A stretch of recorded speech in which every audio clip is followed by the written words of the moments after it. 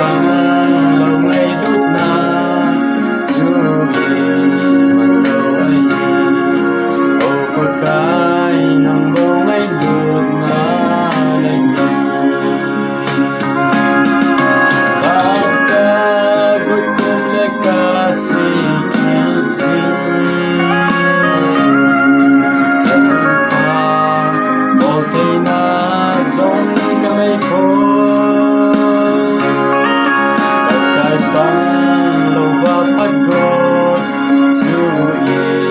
mà lâu ấy ô cô cái nằm bầu cấp thác na này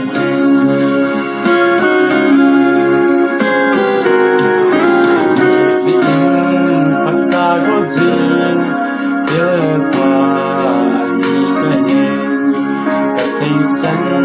nhìn ta có duyên cả sự kết duyên